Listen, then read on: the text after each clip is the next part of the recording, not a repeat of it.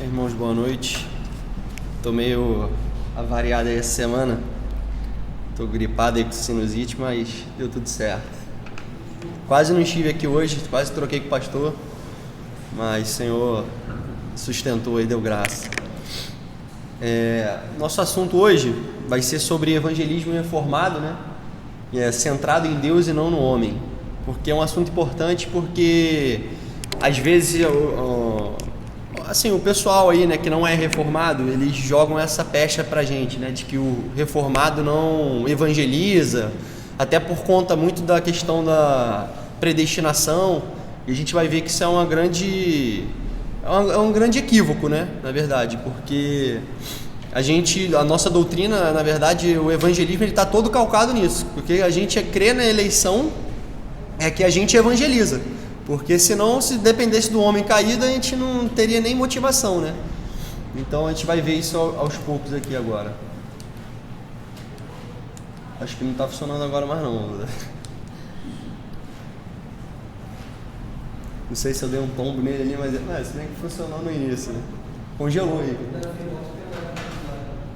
Melhor. Tem entrada USB aqui? Foi não. Tá não.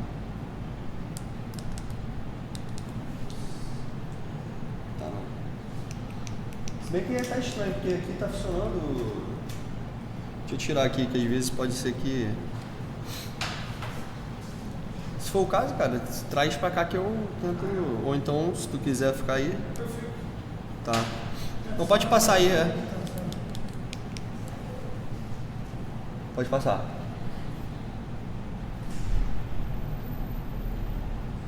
Vai, passa mais um. Mais um. Eu coloquei aqui, né, Mateus 28, essa introdução, né, mostrando que é uma tarefa da igreja e de cada crente, né, que o evangelismo não é só pregação, não é só feito pelos ministros e oficiais da igreja. Então, o versículo diz, Mateus mesmo, vamos ler: Ide, portanto, fazei discípulos de todas as nações, batizando-os em nome do Pai, do Filho e do Espírito Santo, ensinando-os a guardar todas as coisas que vos tenho ordenado. E eis que estou convosco todos os dias até a consumação dos séculos. É conhecido, né, como a grande comissão, e a gente vê que foi inicialmente dada para os apóstolos, né, mas é uma promessa que não se limita só a eles, né? A gente vai ver alguns versículos aí que mostram que até mesmo essa promessa de que Cristo estaria com a gente até a consumação dos séculos, que ela é extensivo à igreja que se consolidou depois da era apostólica. Pode passar, Davi. Então é válida para nós hoje. A prova bíblica disso está nesse texto que diz, né? Os que foram dispersos iam por toda parte pregando a palavra. E é interessante que no versículo 1 diz: todos, exceto os apóstolos, foram dispersos. Então os apóstolos permaneceram em Jerusalém, e os que foram dispersos, eles que evangelizavam, né? Iam pregando a palavra. Então vê que realmente a igreja não era só os oficiais, né, da igreja que tinham essa vou botar, obrigação, né? A própria igreja que estava se consolidando fazia isso.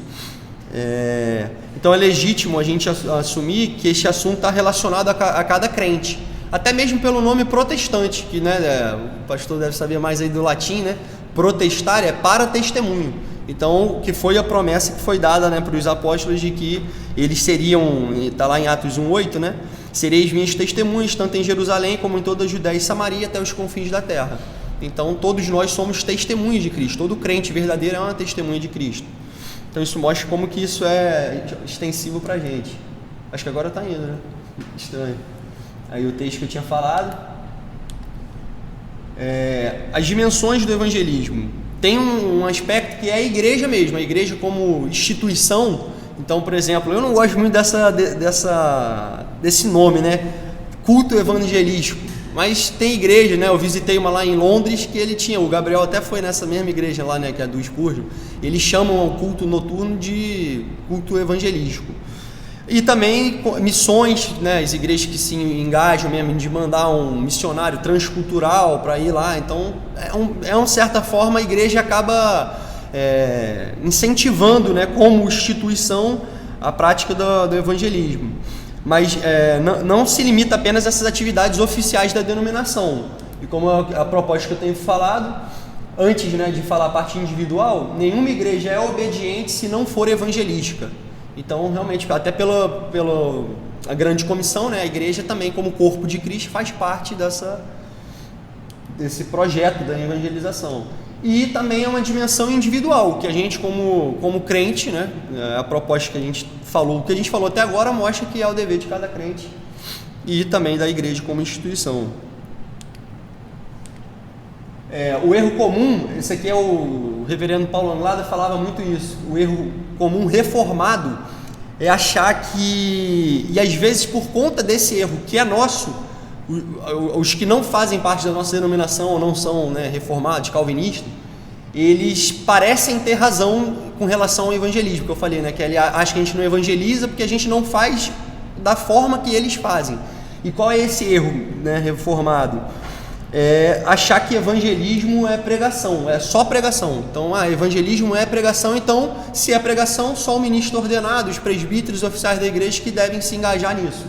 E a gente vai ver que isso é um equívoco, que em certo sentido, toda pregação é evangelismo, porque você apresenta o evangelho, a pessoa e a obra de Cristo, então a pregação é uma evangelização. Só que nem toda evangelização é uma pregação, até porque senão não teria razão do que a gente está falando aqui. Se é dever de todo crente, a gente sabe que nem todo crente tem o dever e a obrigação e o chamamento do Senhor para vir e pregar e ministrar a uma congregação. Então esse é o erro, né, reformado. A pregação ela é feita, né, por um ministro ordenado, como nós sabemos, num local apropriado, no dia reservado para adoração, por uma pessoa que é comissionada por Deus. O Paulo Anglada ele dizia isso, que a pregação feita por um ministro ela tem a ver com solenidade, é um culto solene no dia específico, publicidade, que é realmente estão, né, todos participando como corpo de Cristo, gravidade no sentido de que porque ele é chamado e é um embaixador de Cristo, então o que ele fala deve ser atendido porque é o próprio Cristo falando. Então seria, né, solenidade, publicidade, gravidade e comissão, porque ele foi chamado para isso. Então a pregação de um ministro é uma evangelização, mas também e o evangelismo de uma forma geral ele é uma proclamação, uma comunicação, um anúncio, uma explicação das boas novas do evangelho. E por isso, porque é um anúncio, uma explicação, uma, né, proclamação, deve ser feita pelos crentes, certo? Por todos os crentes. E é interessante, antes de passar aqui para os equívocos modernos, é que a tradução mesmo na Bíblia, eu peço para os irmãos abrirem em Atos 8, às vezes até a nossa própria tradução ela acaba validando essa questão das pessoas acharem que o evangelismo é só para, né, apóstolos e para hoje, né, os pastores e os ministros, porque eles às vezes não traduzem o verbo grego evangelizar, eles botam pregar. Então a gente às vezes vai ver alguns textos que vai estar lá e fulano pregou, mas na verdade o original é evangelizou. Não é pregação como a gente viu aqui, com aquelas características, solenidade, publicidade, gravidade e comissão. Então, por exemplo, se a gente for em Atos 8, versículo 4, diz assim, né, Filipe prega em Samaria, entre mentes os que foram dispersos, iam por toda parte pregando a palavra. Esse pregando aqui, o original deles é evangelizando, seria o sentido anunciando, publicando a palavra de Deus. Então, só que ficaria até meio estranho, às vezes até por isso que a gente acha que a tradução, eles acabam não colocando, porque seria evangelizando o evangelho, evangelizando a palavra, então fica meio estranho, então eles acabam fazendo isso, mas não dá a conotação real do que a gente está falando aqui, porque vê que eles pregavam, então era só quem era ordenado, não, eram os que foram dispersos, e a gente viu que os que foram dispersos eram quem? Eram os que não eram apóstolos que foram, né, que saíram, e a igreja em Jerusalém permaneceu com os apóstolos, e eles consolidaram e preservaram uma igreja robusta ali em Jerusalém. Atos 11, 19, um pouquinho mais à frente,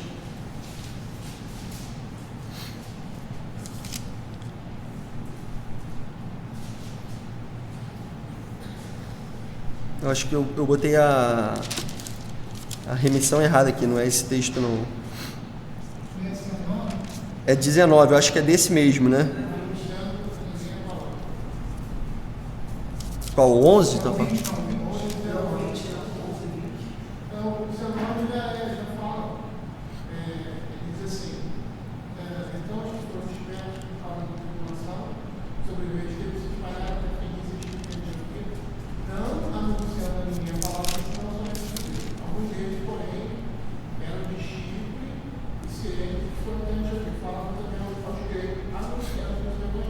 Ah, não, é isso mesmo. Eu estava olhando no 14, mas é isso aí. Aqui, quando ele fala anunciando, aí realmente é evangelizando.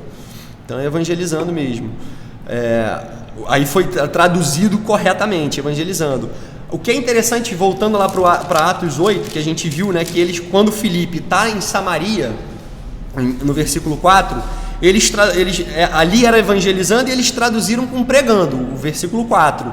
E no 5, ele diz, versículo 5, Filipe, descendo a cidade de Samaria, anunciava-lhes o evangelho. Esse anunciava aqui, que eles traduziram como se fosse, né, evangelizando, anunciando, aqui é pregando. Então que o Filipe, que era um diácono, que também era evangelista, era um auxiliar dos apóstolos, o que ele estava fazendo aqui era pregando mesmo, o termo grego para pregação, porque ele era um oficial, né, da igreja, então nascendo, embrionária. Então o que ele estava fazendo em Samaria era culto. Então a palavra que deveria estar aqui era pregando, o que ele estava fazendo em Samaria era pregando. O que é interessante, que é diferente do que ele faz, se a gente for ler lá no 8, versículo 35, é ele com o etíope eunuco. Olha o que ele fala, então Filipe, 8,35. Filipe explicou, e começando por esta passagem da Escritura, anunciou-lhe a Jesus.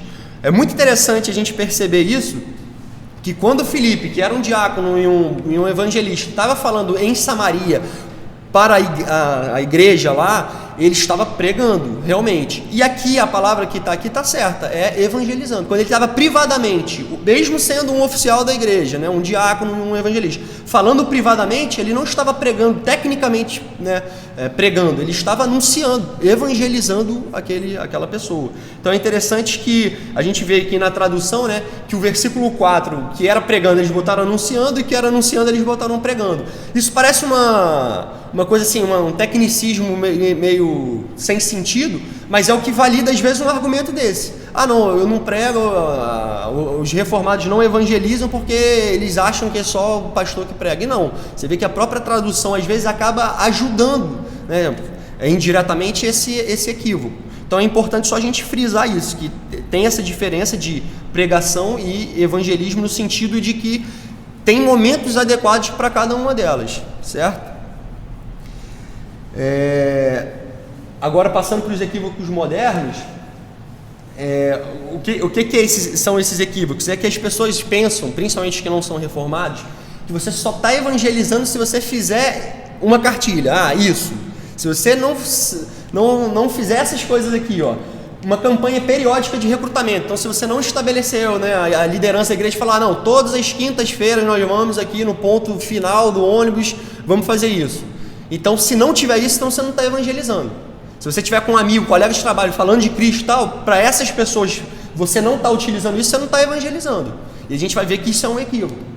Ou então, considerar que é uma atividade sempre extraordinária e ocasional da igreja. Não, a igreja tem esse ministério de evangelização, tem um responsável, um fulaninho, então só é evangelismo se tiver isso. Ou tem um caráter adicional e complementar ao funcionamento da igreja regular. Ou seja, a igreja tem a sua missão e tal, e uma coisa à parte, assim, estanque, ela acaba evangelizando. Então, o equívoco moderno diz respeito a essas coisas aí. É pensar que quem não faz essas coisas não evangeliza. E é por isso que, na verdade, justifica um pouco eles acharem que a gente não evangeliza. Porque realmente a gente não utiliza essa cartilha, esse método deles. Então, por exemplo, eles definem isso tudo ali que a gente colocou, os equívocos modernos, eles definem evangelização em termos de métodos, que é aqueles ali. Ou então, a gente está evangelizando se a gente seguir a risca essa cartilha, exigir dos perdidos um ato de fé imediato, consciente, decisivo, vir à frente, faz apelo, ficar tentando fazer um emocionalismo ali, um sentimento, para que eles venham à frente, façam aquela oração do pecador e sejam reconhecidos como verdadeiros crentes. Então, isso é um método, eles utilizam esse método, e quem não utiliza, eles acham que não evangeliza. Então, entregar folheto, até tá escrito aqui, entregar folheto. Eu não sabia se podia colocar. Não, pode. Também que é Sopa, sabonete de salvação. Tem...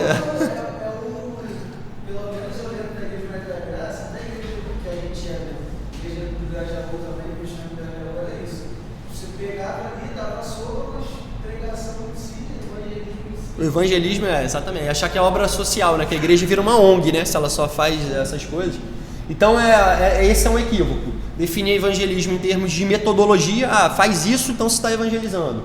Ou em termos mesmo de resultados, que a gente vai ver que não nos pertencem, né? Isso aí pertence ao Senhor, mas para eles não, porque eles querem quantificar, por isso que vem um monte dessas movimento de crescimento de igreja e célula, você quer crescer, né? Você quer só um pragmatismo, resultado, você tem que quantificar aquilo lá, não, eu preciso de, o número da igreja é tanto. Eu e o pastor, a gente teve uma conversa com uma pessoa domingo passado, e ele falou isso, que alguns pastores de uma determinada denominação, eles eram punidos se no final do mês a igreja não tivesse crescido lá um determinado número de pessoas. Então é uma manipulação de resultado. Então esse é um equívoco, né, moderno. E alguns pontos que a gente pode destacar é o vácuo doutrinário, ou seja, então, porque esse evangelismo ele é superficial, né? Porque ele é feito dentro de um vácuo doutrinário, as pessoas chegam na fé ontem dessa forma, vêm aqui na frente, acham que se converteram, porque atenderam a solicitação do pregador, então chegaram aqui, fizeram a oração, né, do pecador, e aí acham que são verdadeiramente são crentes. Então é um vácuo, né, doutrinário, e é estranho porque... você vê a incompatibilidade que existe entre o analfabetismo bíblico reinante e o ativismo evangelístico. Você vê, por isso que essas igrejas crescem muito, porque cada membro que veio aqui à frente, ele se torna um potencial vetor de multiplicação daquela denominação, daquela igreja. Então elas naturalmente crescem, mas é uma coisa minguada, porque assim, né, essa conversão, que muitas vezes não acontece. Deus pode ter sido gracioso e algumas pessoas terem se convertido dessa maneira, a gente pode até admitir que sim, porque Deus opera, é Ele que opera, né? Então pode ser que ele tenha utilizado isso apesar da metodologia, mas isso não nos isenta da responsabilidade de não utilizar um método para validar uma coisa que a palavra não sustenta. Então, feito no vácuo desse doutrinário, esse ativismo evangelístico, ele leva só superficialidade e confusão doutrinária. O segundo ponto é uma excessiva preocupação com os métodos, então por isso que cada vez aí surge algum iluminado que tem um método novo e diferente para fazer isso. Então há uma preocupação excessiva com isso. No final isso aqui é o quê? Pragmatismo. É fazer o que dá certo. O que faz a igreja crescer? Então, por isso uma preocupação com os métodos, que gera resultados, né? E a terceira é a principal, né? Na verdade, que todas essas dizem uma mesma coisa, né? Que é uma falta de preocupação com o princípio da sola escritura. A escritura valida isso. Então, não existe esse pensamento.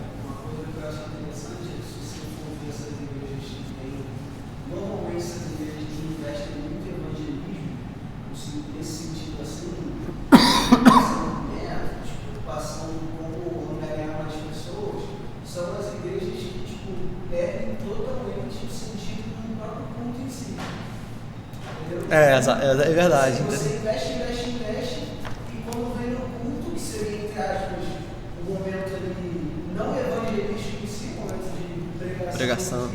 Vira o teatro do evangelismo. Então, assim, você traz gente que não quer o culto. É verdade. Então, assim, como é que você mantém essas pessoas dele? Fazendo evangelismo minguado, né? Ali, açucarado. Você torna o seu evangelismo o seu método de culto. Isso precisa de gente assim. Verdade. É interessante que você comentou, porque o que acontece é esse conceito, né? Da autopregação, já está aqui. A igreja está dando vazio o culto do dia do Senhor. Porque muito faz isso a igreja Maranata. Todo dia você tem que estar tudo na igreja e é 15 minutos de palavra, de pregação, né? Qualquer pessoa vai pode dar oportunidade, eu já fui dar oportunidade.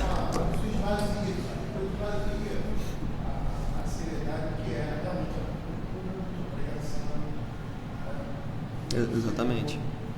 Isso mostra realmente tudo isso que a gente está falando, né? Que é uma atividade, né, constante, mas a gente tem que ver, né, que eles são ativistas, né, evangelísticos, a gente não pode negar isso. Mas a gente tem que ter essa seriedade também de perguntar. A gente, como reformado, não pode se sentir menor porque a gente não tem esse ativismo que é superficial, é no vácuo doutrinário, com preocupação, né, de metodologias, e que principalmente a adesão de métodos que a palavra não valida, que nunca foram utilizados e que são inovações recentes. Isso é o principal, a gente vai chegar lá daqui a pouco. Então a gente vai ver que se a gente proceder dessa forma, né, vendo com seriedade e temor o que estamos vivendo hoje, vivenciando hoje, né, nesse ativismo aí, é realmente benéfico, né? Se é um evangelismo bem estruturado, a gente vai ver, né, verificar se fizer isso, que ele é sem conteúdo e é muito mais prejudicial, como eu falei, pela sua superficialidade, do que as pessoas que são bem intencionadas, porque isso é o principal. Tem muita gente sincera mesmo nisso, né, que acha que essa é a metodologia. Só que eu gosto da frase do Lloyd Jones, né, sincero, mas errado. Então você não pode ser sincero numa coisa que é equívoco, que é um erro. Então a gente precisa combater essas coisas. E por isso que a gente vê, né, será que essas mensagens aí, né, que são pregadas por essas igrejas, denominações, essas pessoas, esses padrões de livreto, né, que são distribuídos, eles realmente falam da mensagem verdadeira do Evangelho? As campanhas de rádio, né, em massa, também televisivas, essas multidões de agências, né, para-eclesiásticas, né, que dizem que não tem compromisso com nenhuma denominação, será que elas têm procurado, né, realmente trazer multidões para Cristo? Mas a gente tem perguntas a serem feitas da forma que eles estão fazendo isso. Então a gente poderia perguntar, a primeira coisa qual é o resultado desses esforços bem intencionados? Beleza, que são bem intencionados, mas o que isso, na verdade, com essa superficialidade, esse vácuo doutrinário, o que de fato ele implica? Porque é aquilo que eu falei, a pessoa tem boa intenção, mas tem consequências danosas, o fato de você não ser preparado, de você às vezes não ser nem crente e estar sendo envolvido numa atividade evangelística. De onde surgiu esse movimento? Porque isso é algo, como eu falei, é novo na história, isso é uma inovação recente, moderna. E o terceiro, a igreja sempre agiu assim, através da história? Será? Então a gente precisa voltar um pouco no tempo e conhecer um pouco da história, né, do grande idealizador desse tipo de evangelismo, que tem um dono, né, um cara, e infelizmente é um presbiteriano, Charles Finney, um presbiteriano americano. Então, infelizmente, isso aí é uma mancha aí, mas não para nossa denominação, né, mas que no fim é isso que eu não quero antecipar, dar spoiler aqui, mas a gente vai ver que não sei, eu não posso julgar, né, mas eu não sei nem se crente mesmo ele era, com o que ele defendia, o que ele, né, os frutos, né, que ele teve com esse tipo de abordagem, de movimento, é estranho, né? Então é esse cara aqui, é um advogado, né? Se eu não me engano, eu lembro de ter lido alguma coisa a respeito dele, da conversão dele, foi através dele, ele era advogado, num livro de direito, ele viu um versículo e ele ficou impactado com aquilo. Não sei se a conversão dele se deu nisso, mas ele teve um primeiro momento, assim, um apreço pela palavra de Deus por um versículo num livro de direito. Para falar sobre isso, eu incentivo, né, que vocês também leiam isso, esse artigo do Michael Horton, né, a evangelização arminiana. Então, basicamente, as informações que eu tirei daqui é um artigo muito bom que disseca toda a teologia dele, sistemática. Ele escreveu uma teologia sistemática, né, o Charles Finney. Então, estou usando basicamente isso como uma fonte. Então, ele era um advogado ministro presbiteriano, como eu falei, né? Ele ministrou naquilo que ficou conhecido como segundo despertamento, né? Que teve um avivamento realmente genuíno do Espírito Santo, né? George Whitefield, o Jonathan Edwards, né? Então foi um despertamento que tinha uma vertente mais bíblica, né, calvinista, e esse foi, né, como esse segundo despertamento, ele ficou conhecido como avivalismo, né, os avivalistas. Então ele ministrou durante esse período aí. E começa, já vai ver aqui o embrião do que a gente vê hoje. um dia, isso aqui é uma experiência dele, um dia experimentou, aí isso aqui tiraram, né, da biografia dele. Um poderoso batismo do Espírito Santo, que como uma corrente elétrica transpassando-me repetidamente, parecia vir em ondas de amor líquido. Então começa a ser uma questão muito mais, né, de sentimento, né, de sensações, do que realmente uma coisa ligada à palavra de Deus. Ele recusou frequentar qualquer seminário, então ele falou que não ia, né, tanto no de Nova York quanto, né, em outro lugar, e começou a promover esses avivamentos no interior do estado de Nova York. Então ele não teve uma preparação formal para isso. O sermão mais popular dele, você vê pelo título, é conhecido, pecadores compelidos a mudarem seus próprios corações. Então você vê que não é coisa boa, né, que viria daí. Então, um caráter muito pragmático, como eu falei, né? O Michael Horton diz que tudo para ele era isso. Isso vai ser útil para a conversão de pecadores? Então, a gente faz ou não faz. O resultado disso foi que ele dividiu a presbiteriana da Filadélfia e Nova York, então, né, uma ala calvinista e a outra arminiana. Então, foi um resultado do avivalismo, desse movimento dele. Ele inaugurou algo chamado de novas medidas. E essas novas medidas incluíam isso aqui, banco do aflito. Era o primeiro banco da congregação que eles separavam no momento de apelo e tudo. Aquelas pessoas que se sentissem mais comovidas, elas vinham e se sentavam no primeiro banco. E depois, no final, ele ia ministrar elas particularmente. Mas eram aquelas que foram mais emocionadas e corresponderam aos estímulos, como ele mesmo chamava de estímulo, e os seguidores dele também. Então, o banco dos aflitos era isso. Alguém que foi estimulado pelas ofertas, né, do pregador de vir à frente e tal. Ele vinha e sentava. Uma frase, aquele livro que eu estudei, Espírito Santo, fala sobre o movimento da Rua Azul, e fala de Finney. Ele dizia que esses estímulos eram importantes porque as pessoas eram muito lerdas. Elas precisavam ser estimuladas para auxiliar o Espírito Santo na obra dele. Olha o nível, isso que eu estou dizendo.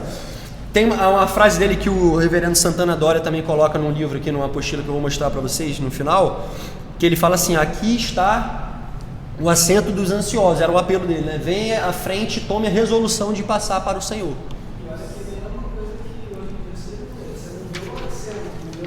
Você não vê um banco, mas você vê um espaço, você vê uma ala aqui, né?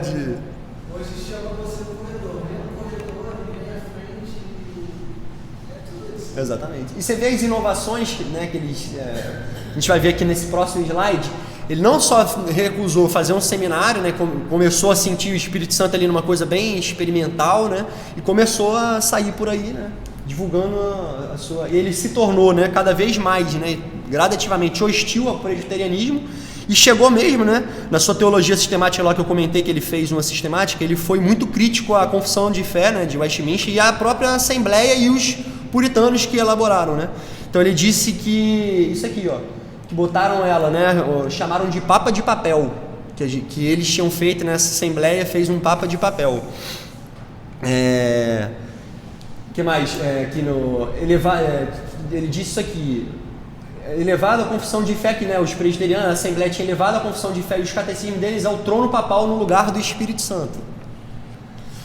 Uma citação dele, coloca aqui, que o instrumento elaborado por aquela Assembleia no século XIX deveria ser reconhecido como padrão da Igreja ou de uma ala de sua inteligência não é apenas surpreendente, mas devo dizer que é altamente ridículo. É tão absurdo em teologia quanto seria em qualquer outro ramo da ciência. É melhor ter um papa vivo que um morto. Então, né, para a gente ver o padrão aí desse pai, né, do evangelismo moderno. Era um evangelismo, né, muito ligado à questão moral.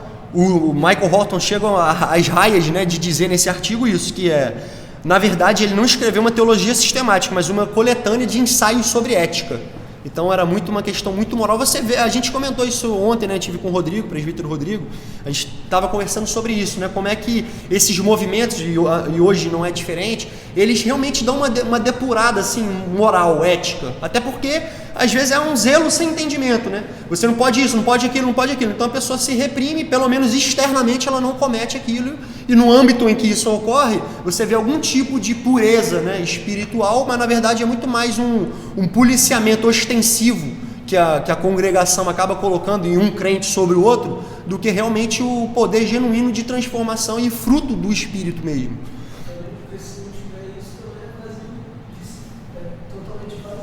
Não, justamente, se não é... Se você não tiver pelo menos essa regrazinha de não, aquilo, não fuma, não bebe, Você falou que é o cerne de toda falsa religião, cerimonialismo.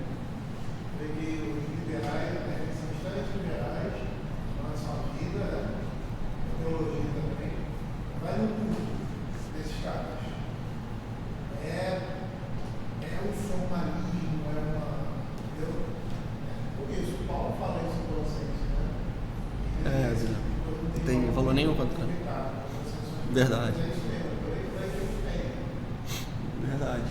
Outra coisa que ele era, isso aqui é o principal, ó, pelagiano. O pelagianismo, Pelágio foi um monge católico, né, ele era contemporâneo do Agostinho, né, na época do Agostinho de Hipona, né. Essa heresia dele, o Pelágio, né, como pelagianismo ficou conhecido, as doutrinas dele, foi condenado por mais concílios, acho que foi a heresia mais condenada ao longo, eu me lembro pelo menos de 3 concílios, que foi, acho que era concílio de Mênfis, não sei, Orange e Cartago, esses 3 concílios, acho que o de Éfeso depois.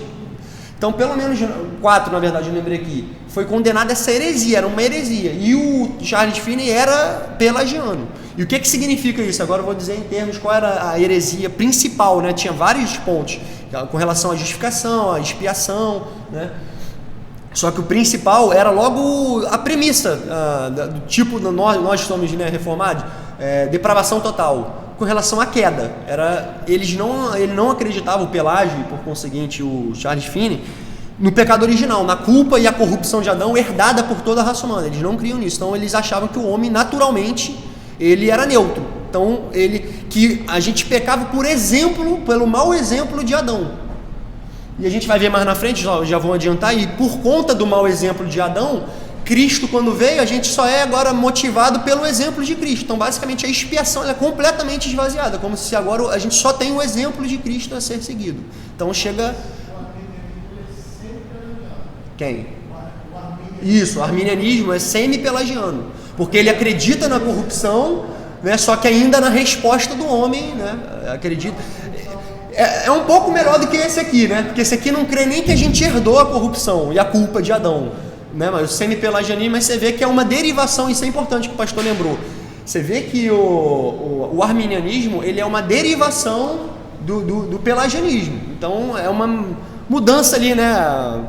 Pequena, né? Perto da heresia inicial. Ele fazia referência ao pecado original, né? Então era isso, o pelagianismo é não acreditar na corrupção, na culpa de Adão, né? Imputada a toda a raça humana. Ele dizia que era um dogma antibíblico e sem sentido. Ele acreditava na teoria do exemplo, que eu acabei, né, já dizendo para vocês que era isso. Então, se a gente não recebeu de Adão pecado, apenas a gente seguiu o mau exemplo dele, isso leva àquela visão de que eu falei, Cristo como segundo Adão, basta a gente então replicar o exemplo do segundo Adão, que ele considerava como um exemplo fixo. Cristo veio depois do primeiro Adão, o primeiro deu um mau exemplo, veio o segundo, deu o bom exemplo depois do mau exemplo, só seguir esse primeiro o último bom exemplo, que você vai ser salvo. Então, basicamente, chega nisso. Obras, no fim, exatamente, é um evangelho de obras, que Cristo salvava pelo exemplo. Então, a expiação, aquilo que eu falei, ele não acreditava que Cristo tinha morrido por pessoas, ele morreu por algo, por um propósito e não por pessoas. Que tornava justamente que era o quê? Era dar o exemplo para que as pessoas pudessem imitar. O propósito da morte de Cristo seria então trazer o governo moral de Deus e conduzir a vida eterna pelo exemplo, né? Então é uma coisa assim absurda, né? Eu quando fui estudando esse assunto eu fiquei assim abismado de que o que a gente vê hoje tem raízes antigas, mas não tão antigas assim, a ponto de a gente poder considerar isso uma inovação na história da igreja, né? Ele ridicularizava a teologia, não precisa, né? Não quis frequentar seminário, chamava papa de papel. Você vê o desprezo pelas coisas, né? Que são, a gente tem que considerar essas coisas, né? Principalmente nós que somos reformados, nós nos dizemos confessionais, porque esses documentos são graça do Senhor mesmo. A Assembleia de Westminster, você vê aí, né? Foram 121 teólogos dos mais proeminentes, conhecedores das línguas originais, que se reuniram durante 6 anos debatendo, né? Congregacionais, né? Presbiterianos na sua maioria, tiveram alguns escoceses que vieram. Então é um documento riquíssimo, que está aí no escrutínio público há mais de 300 anos, né? Todo mundo sabe a riqueza de detalhes, né? A profundidade das frases, né? De como são enunciadas cada pergunta, cada resposta, as sessões da confissão de fé. Então uma coisa com temor do Senhor. Isso é uma graça que Deus deu para dar unidade à igreja, que foi justamente com essa intenção que a Assembleia se reuniu, né? No parlamento, né? Através realmente de uma convocação. Então você vê que as pessoas que vêm assim pela sua própria experiência pessoal acaba ridicularizando a teologia, o que Deus nos deu, nos legou pela sua providência, né? A gente muitos chamam o que nós vivemos hoje, pós-era apostólica, de terceiro testamento, né? Tem o antigo, o novo e o terceiro. Não gosto muito dessa denominação, mas ela mostra que a igreja continua. A gente tem origem, né? A igreja sempre pertenceu ao Senhor, desde quando ela era étnica, né? E ali o templo, e você adorava naquilo, mas hoje nós somos descendência, né? Abraão, nós somos filhos de Abraão pela fé. Então você vê que isso é uma bênção do Senhor, e esse desprezo não pode acabar bem, né? Pela própria providência de Deus para com o seu povo através da história e dos tempos. Então, na verdade, o que acabou acontecendo? Você substitui a pregação de Cristo pela pregação da conversão. Então fica uma coisa assim, não, a gente precisa converter, mas de que forma? Pela experiência, compelindo o pecador a se sentir emocionado e vir aqui na frente. Então degenerou nessa forma, que é o quê? Você fazer um apelo a emoções, a uma escolha humana, uma decisão do homem. Mesmo porque a pregação tem 2 caráteres, né? Aquele chamado, aquela pregação geral, muitos são chamados, mas poucos escolheram.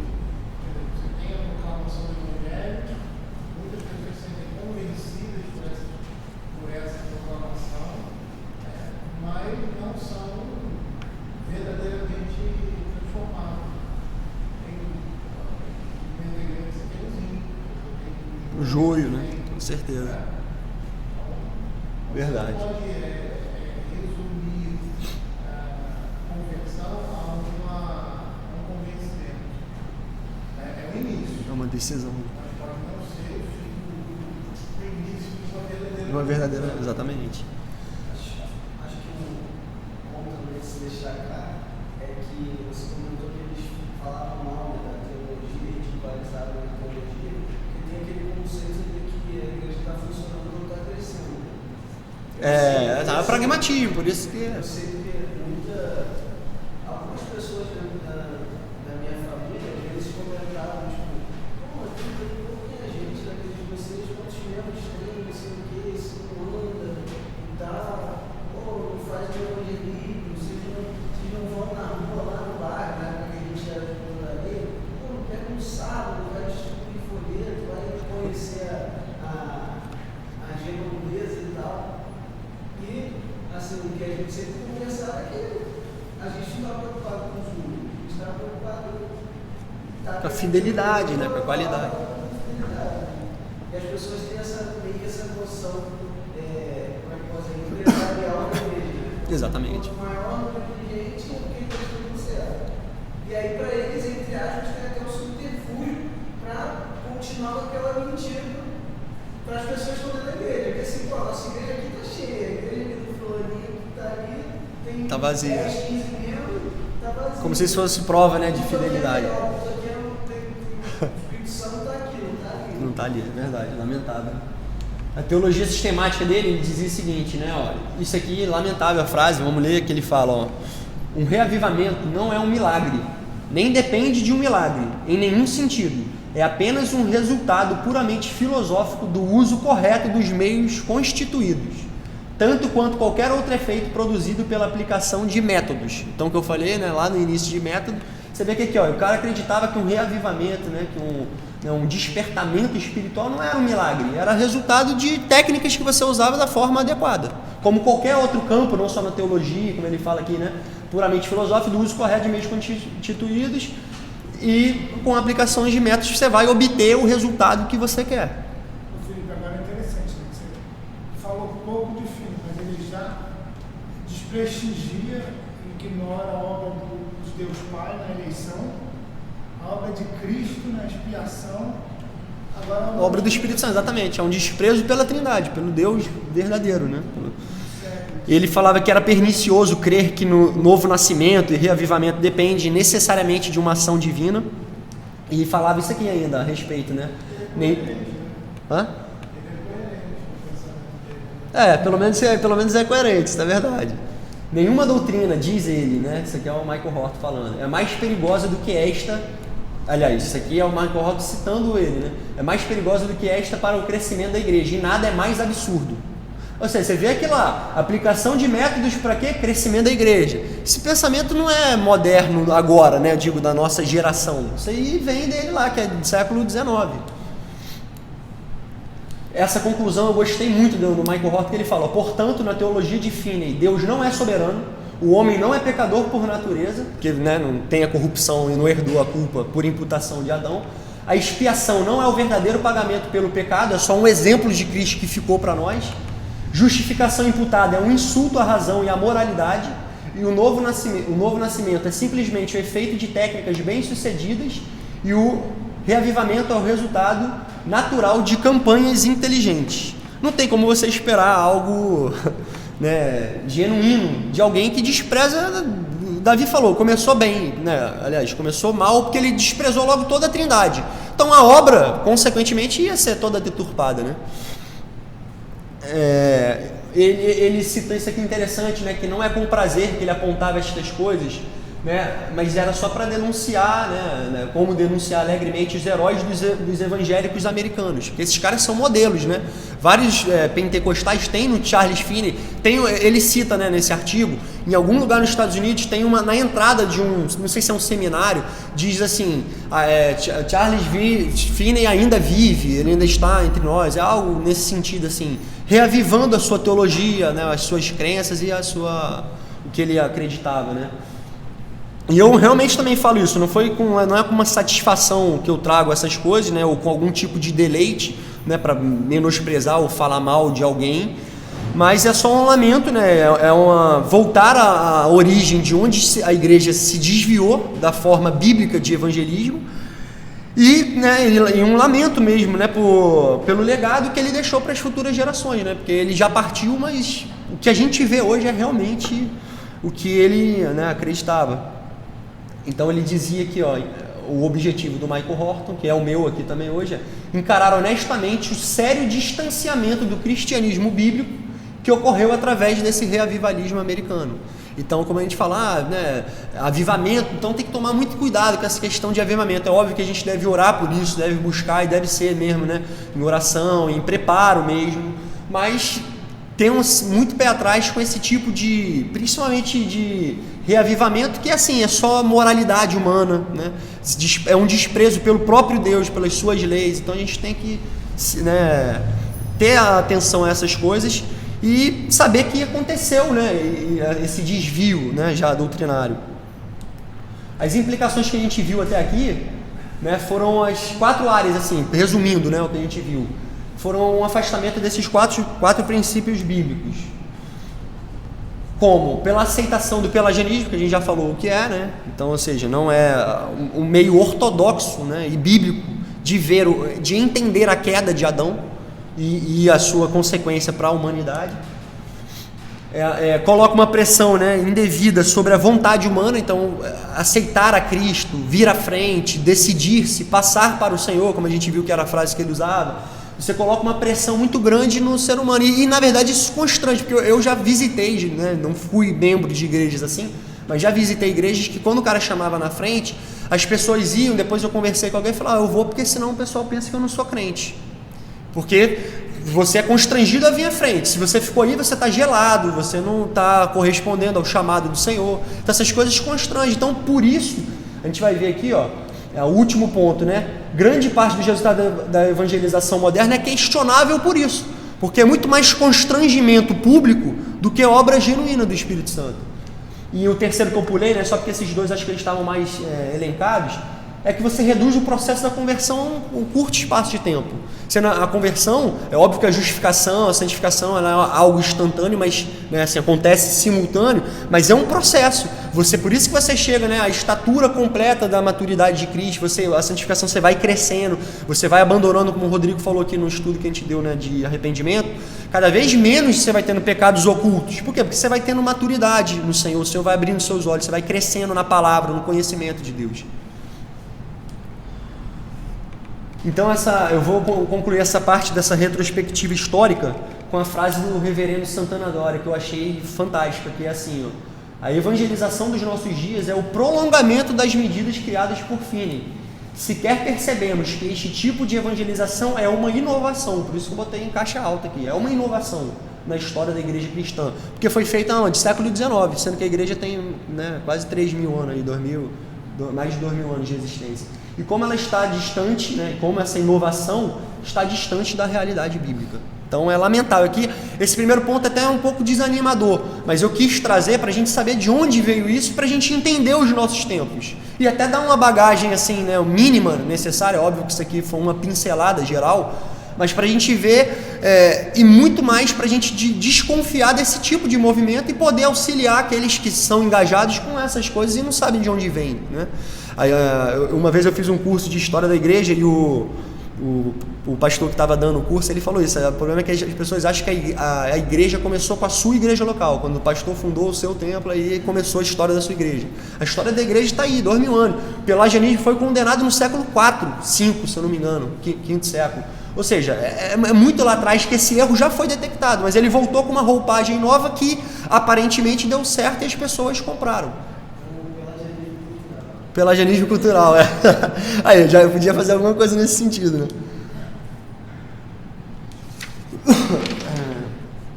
Aí agora, beleza, essa parte mais histórica e um pouco mais até, assim, um pouco mais maçante, mas é importante saber de onde as coisas se degeneraram, né?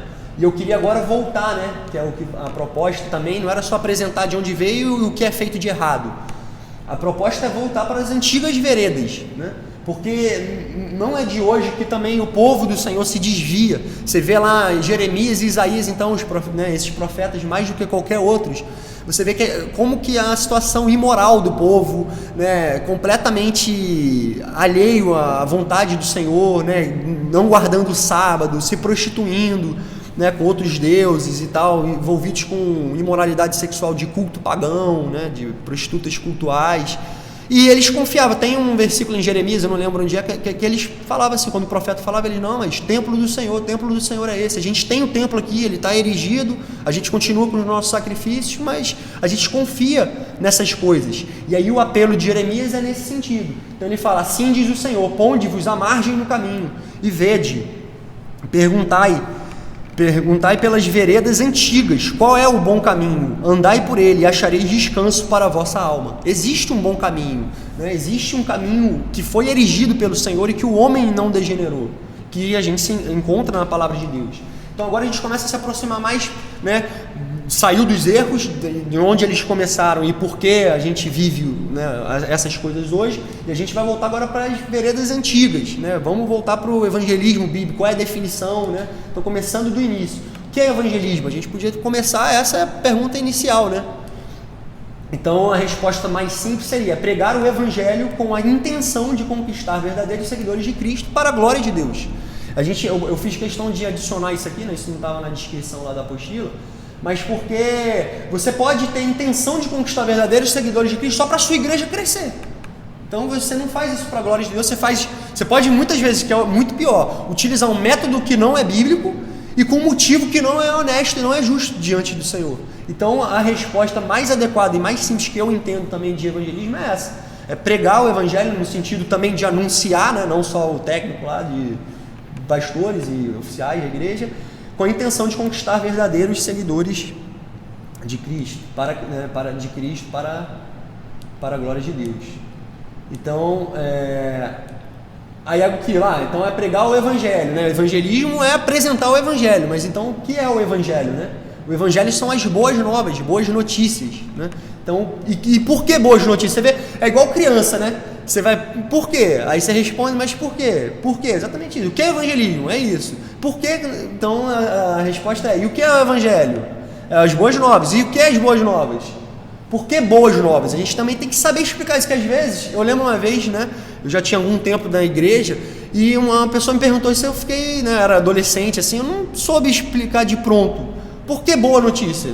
Quer dizer então que você estava numa condição, uma situação que era horrorosa, que era sem saída, sem nada. E a boa notícia é que tem solução, tem uma saída, né, uma válvula de escape, uma saída de emergência. Então a boa notícia é isso. E não é diferente assim com o evangelho, que é a melhor notícia que a gente poderia ter, que tem implicações eternas, e por isso que é uma notícia urgente para esse mundo. Por que então eu sempre, depois de um tempo, montei esse silogismozinho aí bíblico, né? Que é Romanos 3,23 não diz que, pois todos pecaram e carecem da glória de Deus.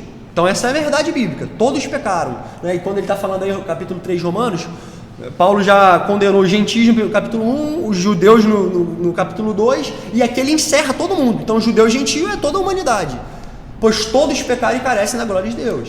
Em Romanos 6,23 diz, porque o salário do pecado é a morte. Ou seja, então aqui a gente pode concluir, né? Se todos pecaram e o salário do pecado é a morte, significa que todos merecem a morte. E é por isso que o evangelho é boa notícia. Se Deus resolvesse não salvar mais ninguém, se ele não quisesse usar de misericórdia para com Adão, vai vir a semente da mulher, essa seria a solução, e Deus seria completamente justo, porque o que ele estabeleceu foi claro, ele dotou Adão de capacidade com o livre-arbítrio, para a capacidade de obedecer a sua ordem, e não foi feito. Então se Deus não salvasse ninguém, por isso que a eleição não é injusta, porque Deus seria completamente justo e glorificado se ele não escolhesse salvar ninguém do destino que ele falou que aconteceria ao homem caso ele desobedecesse. Então isso é uma boa notícia. O evangelho é a solução, né, dessa equação maligna, vamos botar assim, né? É o evangelho, por isso que é uma boa notícia, a única boa notícia que a gente tem.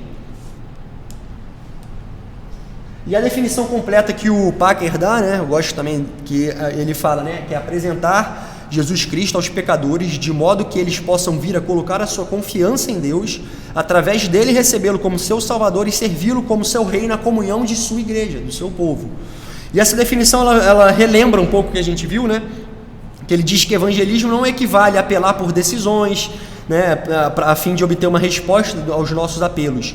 O evangelismo ele deve ter, portanto, um evangelho adequado. Para você apresentar para os outros as boas novas, você tem que saber quais são essas boas novas, quem é que trouxe, quais são as implicações disso, né? Então precisa ter isso, é que a gente chama de teologia prática, que foi muito, a gente viu que o Finney descartava, né?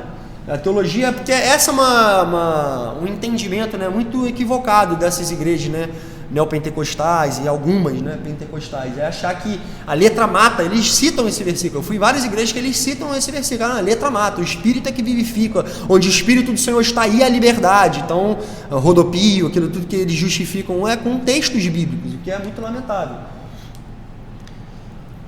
Agora a próxima pergunta, já vimos o que é, né, o evangelismo, né, o que é o evangelho, que são as boas novas. Então a gente fala, por que então eu devo me envolver com o evangelismo? E no início, né, se a gente lembrar, a gente viu que é uma ordem de todos os crentes. Então não é só dos ministros, é de todo mundo. Então por quê? A primeira resposta seria, porque é uma ordem de Deus. Então, na Marinha, nas Forças Armadas, a gente tem uma coisa assim, que você não pode ponderar, rebarbar, né? A expressão que a gente usa, pelo menos na Marinha, é rebarbar. O superior deu uma ordem, você não pode chegar assim, não, mas tem comandante, já vi alguns, né, conheci alguns, que não tem mais. É ordem do superior, você obedece. Então, o evangelismo é assim, por mais que você não queira, não, mas eu não consinto, é uma ordem de Deus. É uma ordem de Deus que a gente seja sal da terra e luz do mundo. Que a gente brilhe, né, e não seja escondido, né, uma candeia, né, uma cidade edificada, não dá para esconder. E é uma ordem de Deus que a gente leve o evangelho e proclame as boas novas do Senhor. O segundo é amor a Deus e preocupação com a sua própria glória. E o terceiro seria amor pelo homem e preocupação com o seu bem-estar. Todas essas coisas precisam estar juntas. É uma ordem de Deus e por isso a gente precisa, porque Ele é autoridade, Ele tem direito, porque Ele é o autor da nossa vida. Então Ele tem um direito sobre as nossas vidas e requer de nós o que Ele bem entende e que está revelado na sua palavra já para nós, numa ordem de Deus. Amor a Deus e preocupação com a sua própria glória, e amor ao homem, né, e preocupação com o seu bem-estar. Eu gostei muito dessa citação aqui desse teólogo. Ele coloca da seguinte forma: como glorificamos a Deus? Deixa eu só ver se. Como glorificamos a Deus? Aí ele fala: fazendo a sua vontade, e é a sua vontade que tornemos conhecido o seu nome e sua salvação. Ele nos incumbiu da tarefa de levar sua mensagem a todo mundo. Dessa forma, nosso motivo inicial deve ser amor a Deus e preocupação com a sua glória, que a gente viu no slide anterior. Isso é expresso na obediência à sua vontade revelada. Portanto, se formos rebeldes na difusão da mensagem de Deus, Ele será glorificado. Se formos rebeldes não, né? Se formos obedientes, desculpa. Se formos obedientes na difusão da mensagem de Deus, Ele será glorificado a despeito dos resultados. Os resultados estão fora de nosso alcance. Eu gostei muito disso aqui. Isso aqui é uma visão muito reformada do evangelismo. Os resultados estão fora do nosso alcance, de nossa habilidade e, graças a Deus, fora de nossa responsabilidade. Tem uma imagem muito clara nisso no livro de Ezequiel, se eu não me engano, né, do Atalaia, que ele fala: se você, anunciando, né, qual era o cara que tocava trombeta, né, tinha um cara desse que ficava de serviço no muro, né, de Jerusalém. Ele é de serviço, né, era um militar provavelmente. Então, quando via o perigo longe, ele alertava para a cidade despertar. E então o sangue daquela cidade, de uma certa forma, estava nas mãos do Atalaia, que ele ficava num lugar alto para poder ver o perigo de mais distância. E no livro de Ezequiel tem uma hora que Deus utiliza isso, fala: filho do homem. Então, se você fizer isso, sangue não será nas suas mãos, mas se não fizer, será requerido de ti. Então, assim, mas chega uma hora que o evangelismo, né, que essas coisas não dependem da nossa responsabilidade, no sentido de: então não depende de mim, não depende de quem quer ou de quem corre, é o Senhor de usar a sua misericórdia. Sim, mas Ele nos deu uma ordem expressa para fazer isso. Se a gente vai ter êxito ou não, aí são outros 500. Então a gente precisa cumprir a ordem. Se vai dar certo ou não, isso depende, né, do Senhor. É interessante lembrar disso, né? O Rodrigo também comentou isso comigo ontem, uma coisa interessante com relação a resultado. A gente deu um spoiler lá, conversou um pouco sobre esse assunto, e ele falou uma coisa interessante também, lembrando, né, de alguns que nem mesmo Cristo ele teve total resultado, no sentido de, quando ele fala lá, né, eu não vou ler aqui, nem vou pedir vocês abrirem, João 6,60, fala que ele fez um discurso e as pessoas falaram: duro, diz lá, os seus discípulos disseram: duro é esse discurso, quem pode suportar? E muitos foram embora. E se eu não me engano, acho que até nesse contexto que ele fala: vós quereis ir embora, e parece que Pedro responde: não, para onde iremos, se só tu tens as palavras de vida eterna. Então Cristo tinha um discurso duro, né, que era um discurso, né, da lei, né, da salvação, que não era por obras, era do pecado, né. Ele fala também em João 8, né, que todos os que pecam são escravos do pecado. Então as pessoas não gostam de ouvir essas coisas. O próprio Paulo mesmo em Atenas, né, quando ele está lá no Areópago, né, falando para os estoicos e os epicureus, ele chega uns que diziam lá, quando ele começa a falar da ressurreição, diziam, uns escarneciam e foram embora. E a multidão, e quantas vezes Paulo mesmo, na sua pregação fiel, teve cidade, se eu não me engano, de Antioquia, que ele saiu pelo cesto, no muro, escondido num cesto. Então, você vê que eram homens que às vezes não tinham as suas pregações atendidas, humanamente falando. Porque se o Senhor não salvar, não usar, não for eleito, não vai vir. Só que aí também, isso tem um consolo para as pessoas, para nós que evangelizamos e às vezes não vemos resultados. Porque a condenação é para a glória de Deus também. Porque aquelas pessoas que não atenderem ao chamado do Evangelho, quando estiver lá, né, no fogo eterno, elas vão lembrar aquele bicho que nunca morre da consciência, eles vão se recordar todas as vezes que eles tiveram oportunidade de ouvir e ouviram o verdadeiro Evangelho e não atenderam. Então isso aí não é que a gente se alegre com essa condenação, mas isso não deixa de ser, a Bíblia nos mostra isso, de que isso vai ser usado contra ele. até porque Deus, o julgamento do Senhor é conforme as obras, né? Conforme você não desprezou, então eu vou te desprezar. O livro de Provérbios que a gente viu, né, o capítulo 1, é interessante, que ele fala assim: mas porque eu clamei e vós não escutais, eu vos rirei na vossa desventura. Vocês me desprezaram, vai chegar um momento em que vocês mesmos serão desprezados. Então, isso é um consolo para nós, porque parece às vezes assim: eu não sou eficaz, então eu não tenho um entendimento muito correto da Bíblia, porque eu falo, mas ninguém se converte, ninguém nunca, que eu falei, que eu preguei, né, que eu evangelizei no trabalho, enfim, na faculdade, nunca vi. Não importa, se você pregar fielmente, os resultados pertencem ao Senhor, eles não estão na nossa responsabilidade no sentido de cumpra, e aí os resultados pertencem ao Senhor.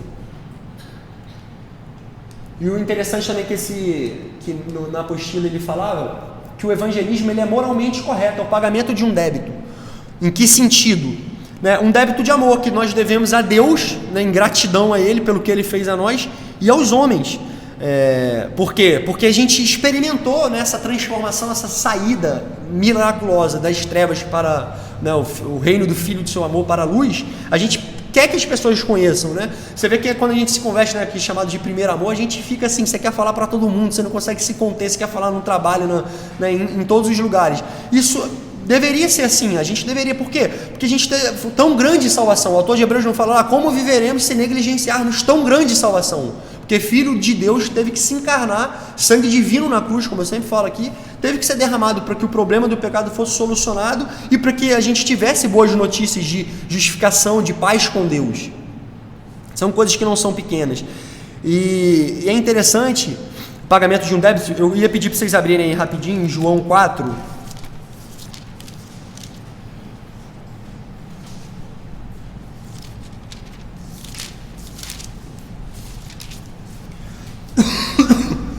Versículo 28.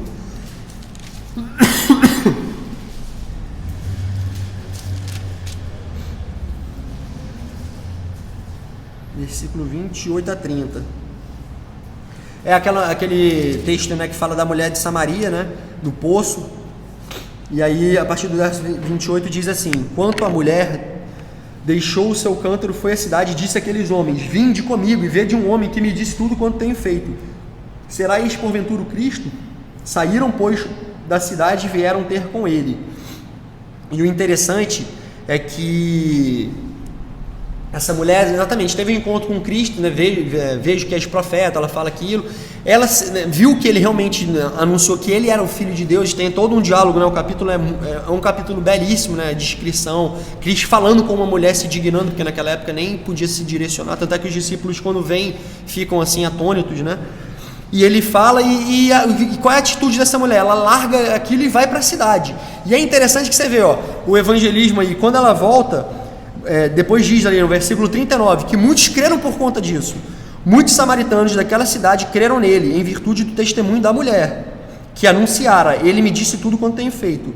Vindo, pois, versículo 40, os samaritanos ter com Jesus, pediram-lhe que permanecesse com eles, e ficou ali 2 dias. Muitos outros creram nele por causa da sua palavra, e diziam à mulher samaritana que foi lá, largou tudo e foi lá falar com eles: já agora não é pelo que disseste que nós cremos, mas porque nós mesmos temos ouvido e sabemos que este é verdadeiramente o Salvador do mundo. A importância do testemunho, por isso que ele fala que é um débito. Essa mulher teve instantaneamente, naquele momento ela voltou, eu encontrei um bem, né? Como também aquela parábola da coisa preciosa que você encontra, né? Que você guarda para si, mas você quer compartilhar, quer comprar aquele campo que foi achado a pérola para pertencer a você e que você compartilhe aquilo. Então é interessante que é o pagamento de um débito no sentido de, se Deus me concedeu essa graça, eu quero propagar isso para frente. Parou de funcionar de novo, Davi.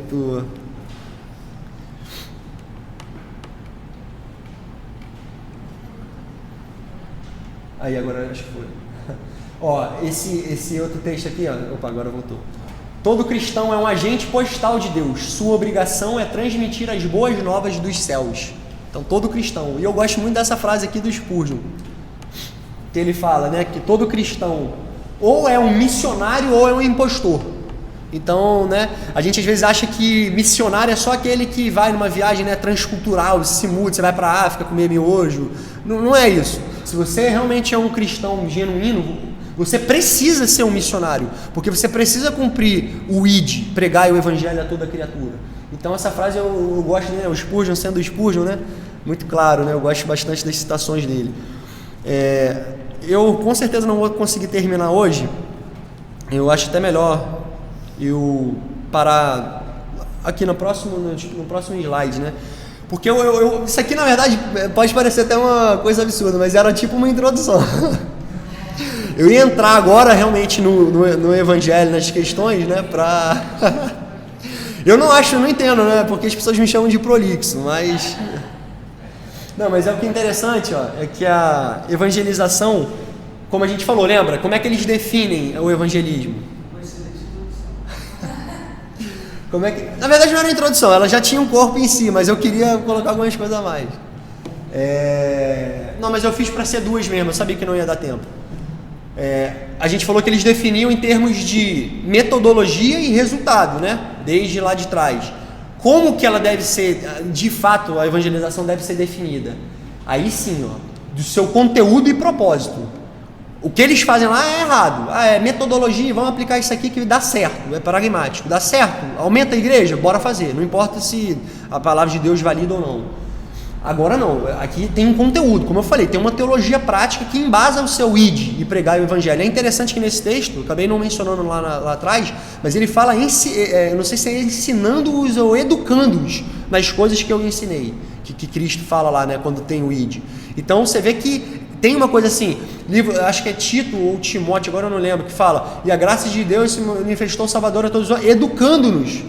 É educação mesmo. Então a palavra de Deus tem uma coisa assim. Você vê a reprimenda que os apóstolos usavam, né? Paulo quando fala para os coríntios, vocês já deviam estar comendo alimento sólido, mas vocês estão no leite. Existe uma analogia na fé disso, de maturidade e tempo, né? Você já devia estar maduro. O autor de Hebreus também fala isso.